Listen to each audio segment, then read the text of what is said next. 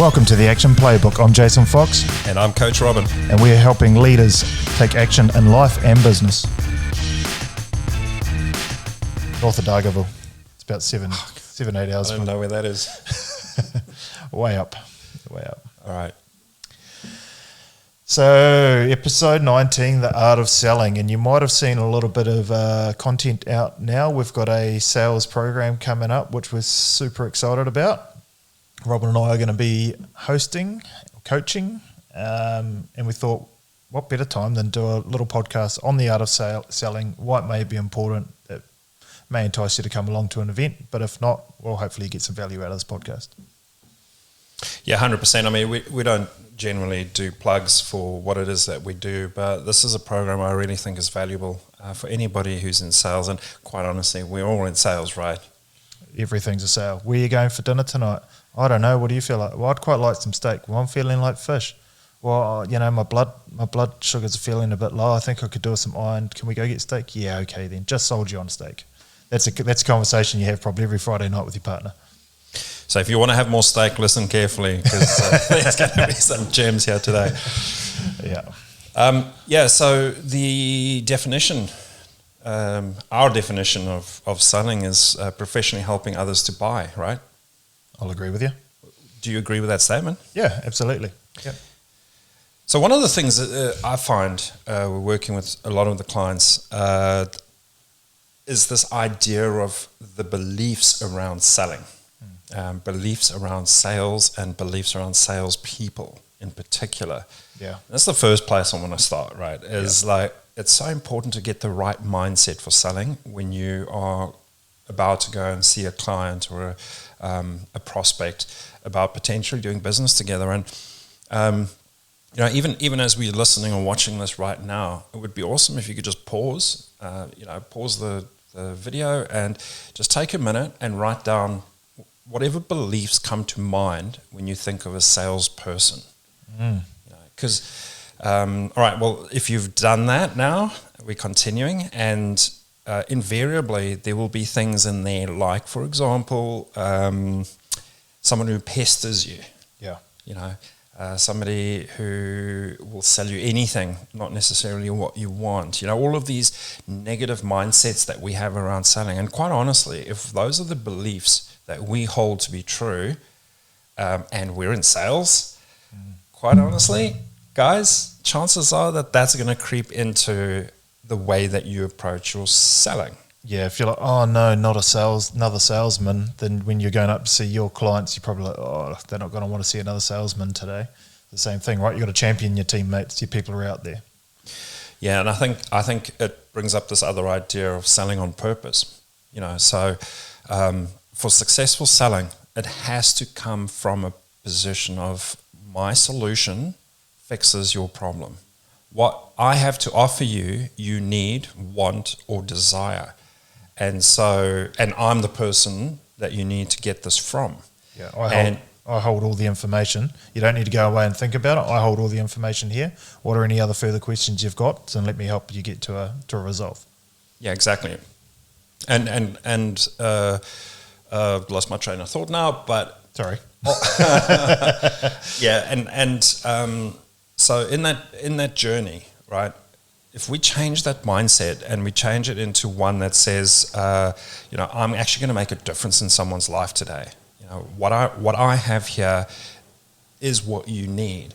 Then everything else just becomes part of the solution, right? That's the solution that we are offering you. And another thing that I see quite a lot, which fits in with that. Another thing that I see quite a lot of is where people sell what they want to sell. And they're selling the product. They're selling the product. Not the solution that's right for the customer. Yeah. Selling the product and not the solution. And, one of the things in my own business, and this came from my business being the IT business that was branded with Apple, what we were taught by Apple through the training that we did with them, it was always to ask a lot of questions. Listen more than you speak, and ask a lot of questions. Dig deep, Find out exactly what the reason is that somebody is looking for a solution, and then get out of the way, because people love to buy, but they hate to be sold. Yeah. A classic example of that is you go into a car, say a lady walks into a car yard, meets a guy and he's like, oh, this is the latest car, it's really hot, it's got 340 kilowatts and it's 1,000 newton meters of torque and it's got a 3.5 ton towing capacity. And she's like, oh, yeah, cool, I like that one over there, it's a different colour. Versus maybe she sits down with a female and she sits in the car, and this is a broad generalisation, not every woman's going to feel this way, some will be stoked on that, but she might sit down with a female salesperson and she'll be like, oh, this is fantastic. Like, look in here, you can fit 3 sets of sunglasses in here and this little storage cupboard here. I find that I can put my water bottle here, but my purse sits in here quite nicely. And when I'm putting the kids in the back, the door's open quite widely so I can get the car seat in, it doesn't hurt my back. And they're like, brilliant, that's what I'm looking for in the car. Like that's what that person, that buyer may be looking for over the specification that the other salesperson might be really hot on. Yes, for some of us, it's just the sound of the engine, right? Yeah. But yeah, exactly right. I mean, we all have different reasons for why we need something, and we love to buy. We really do. We get a kick. We actually get like a shot of adrenaline from making a purchase that we are happy to do, right? Dopamine, yeah.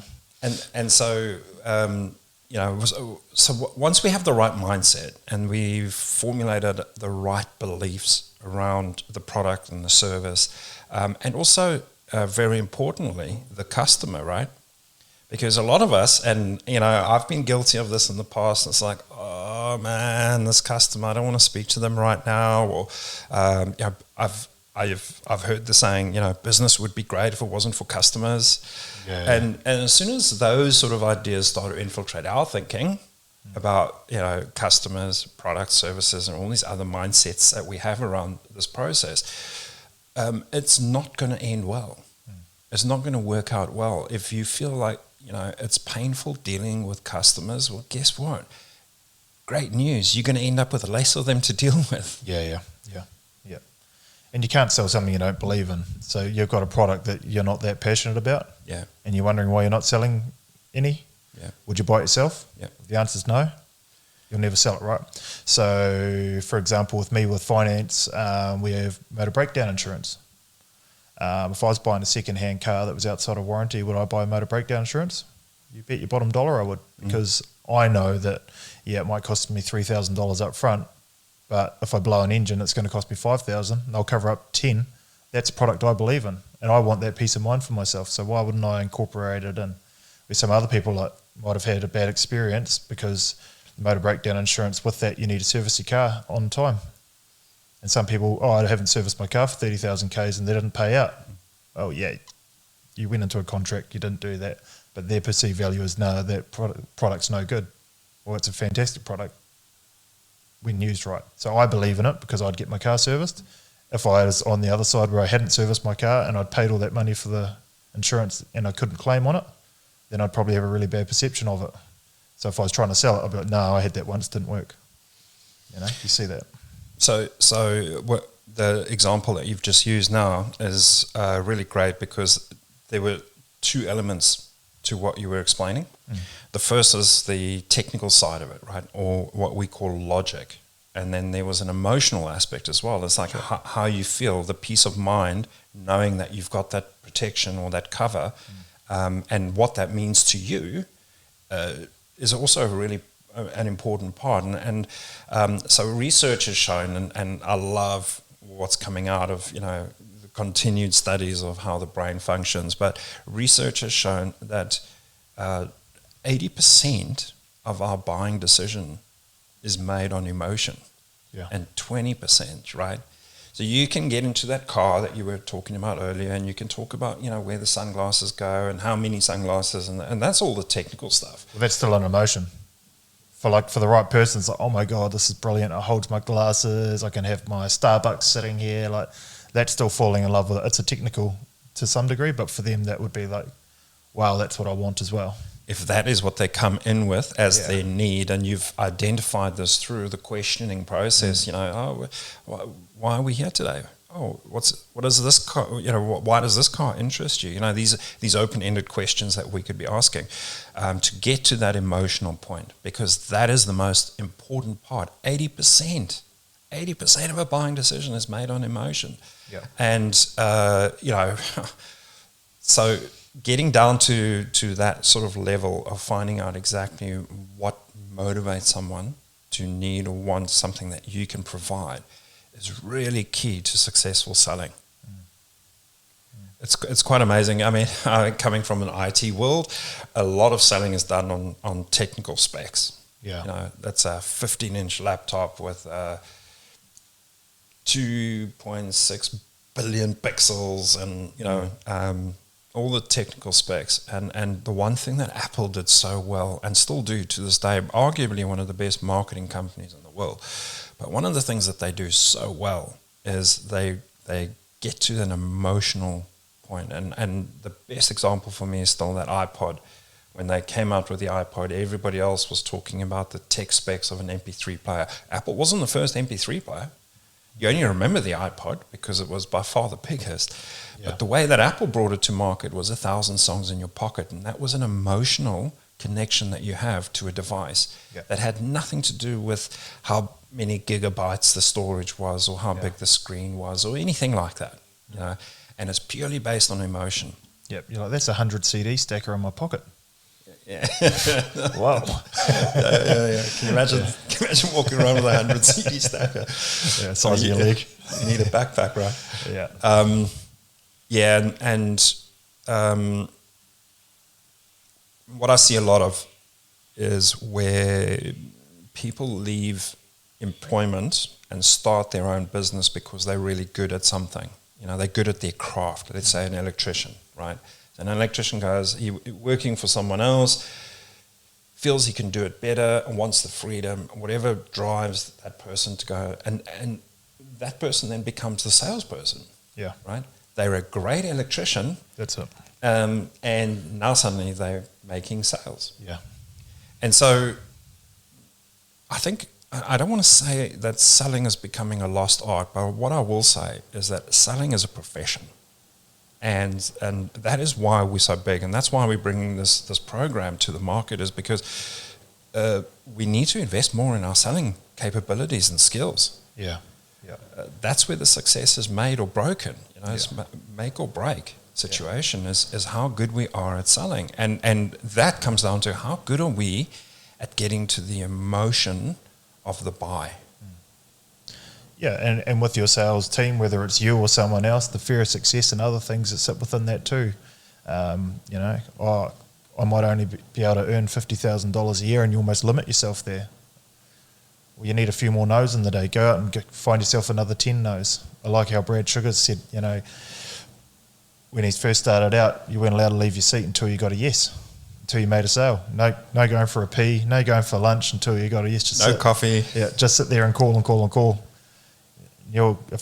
Then your reward is, okay, now I'll go out, grab some lunch, whatever it might be, or close the sale today. Well, if more people have installed that discipline into their sales process, they'll see a lot bigger returns. Yeah, exactly. I mean, the other thing, of course, is when you're busting to go to the toilet and you still haven't had that yes, let me tell you, you start refining that process real quick, right? As your voice raises a little bit. Little element of desperation creeps in. But so just coming back to the electrician. So now, you know, they've gone off, they've started their own business. They are now the salesperson, certainly for until the point where they build a business to have a team of salespeople. But they are the salesperson, and yet it's probably one of the least invested in crafts in business. Yeah. Like people just fall into it and don't invest anything more to say, hey, how can I get this better? How can I improve this process? How can I implement a process is probably closer to the truth, right? It's just a case of going in, hoping the phone rings and dealing with the call, you know. Even simple things like follow up on quotes. Oh, yeah, you got to do that, do you? It's a challenge for a lot of people. Myself, I'm guilty of it too. Sometimes I'll send out an approval and go, they'll get back to me if they want the money. Yeah. You know? And that's it. You know, the job is getting the quote to the client. Job done. Thanks for playing. But that's just the start of the process. Yeah, of course it is. Well, it's probably the middle of the process, but there's still a lot more work to be done after that in order to close the deal. And then there's this idea of surprise and delight. It's like, you know, if somebody asks you for a price and you give the price, the conversation ends there because you've given what they asked for, right? But again, coming back to the emotion, it's like, how can you surprise and delight your customer? How can you do something different to what your competition is doing? Yeah. And how can you make yourself stand out so that you are more memorable and likable to the point of, I want to do business with those guys. They really care about me. Yeah. So you can send them a little gift back with a quote or something. The other thing that's just on that price point, that's a great time to upsell. Oh, how much is that service? Oh, it's $500. Okay. But actually for $600, I can throw in this, and this, and you'll get all this bonus, and I'll get the $600 one. Yeah. You know, open that up. That's the sales process, not, here's the price, thanks, take it or leave it. Okay, now we start stacking the stuff on top of it, the revenue. You've already got the customer. It's a lot cheaper to upsell the existing customer than it is to go and find a second one and start the process all over again. You've almost got a buyer there. Get them on the hook for as much as you can. Could not agree more. 7 to 8 times easier selling to an existing customer, and you've got the customer there. You know, again, it comes to selling on purpose, so it's got to fit the solution that the customer needs, wants, or desires. But if it fits in there, well, you actually have an obligation to them. If you really care about your customer, you have an obligation to them to offer that extra, the upsell, cross-sell, added service, because you might actually be saving them time, money, and effort by doing that.